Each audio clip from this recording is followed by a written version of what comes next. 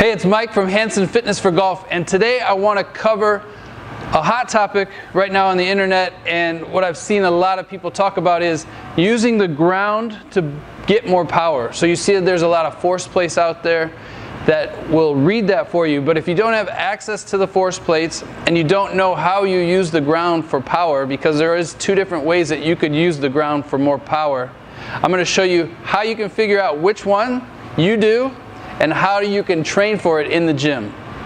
Alright, so the first thing I want you to do is take a mid-iron, and I want you to either, if you have hardwood floors or linoleum, you can do it in your socks. If you don't, you can stand on paper plates. I'm just going to use some furniture sliders here.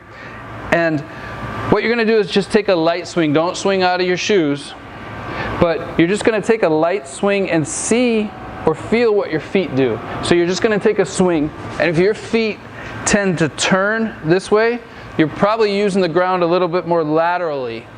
So if you take a swing and your right foot goes back this way, you're probably using the ground a little bit differently. So you're not moving laterally as much as you are this way. So that's how you want to make sure you're training the right way to use the ground in the gym for power. So I'm going to show you 3 exercises for lateral ground force and 3 exercises for more linear ground force. Okay, so here's the first one for the more lateral ground force. So you're going to stand, you can pick 2 rings or just put 2 pieces of whatever and figure out how far you want to jump. But you're going to start on your right leg and you're going to jump over with your left leg and then try and balance as well as you can, jumping both ways.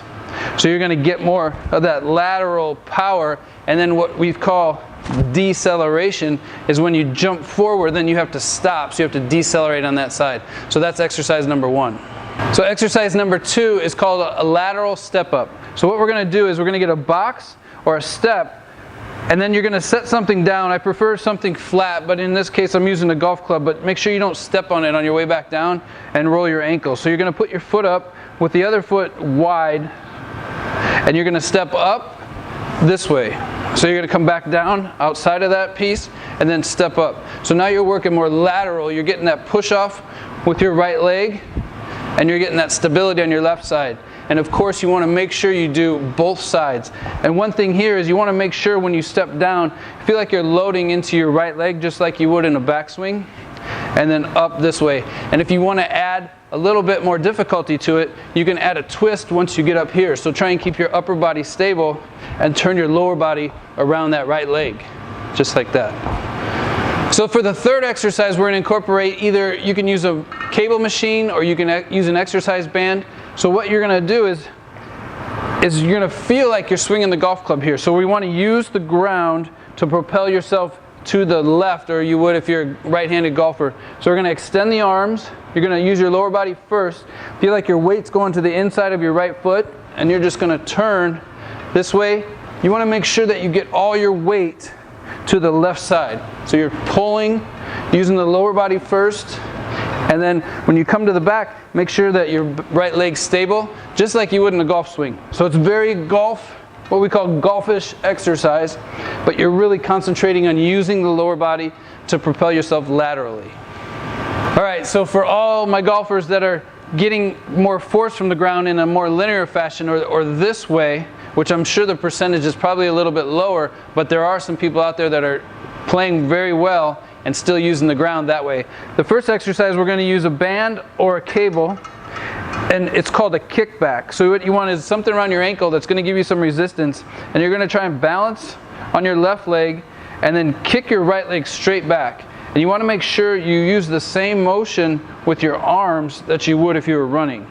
So we want to, and if the balance part is tough, you can always grab a golf club or something to support yourself, and you always want to put that support on the leg that's in the air.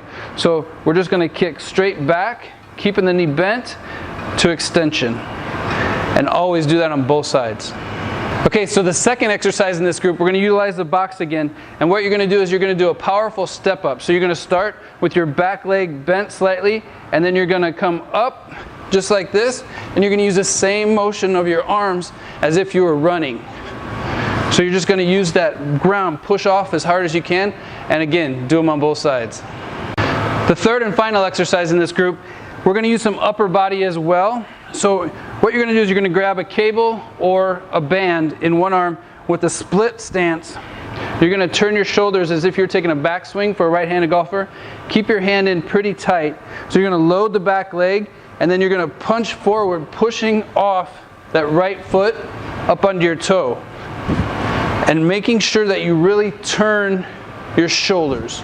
So I like to say that you want that left elbow to feel like it's hitting the cable or band behind you. So you're just going to push up, back, and then push up again just like that. That's going to give you a feeling of your shoulders turning along with using the ground in a more linear fashion. So if you want more power, consistency, or speed in your golf game, you have to learn to use the ground for power. And incorporating some of these things into the gym is going to help you. But you got to make sure you understand which way you use the ground for power. So if you do have access to one of the force plates, I definitely recommend you visit your instructor or someone that has a force plate. But if you don't, grab some paper plates or stand on your floor with your socks on and do a light swing just to figure it out. I hope this helps you. I'm Mike with Hansen Fitness for Golf, and I'll see you next time.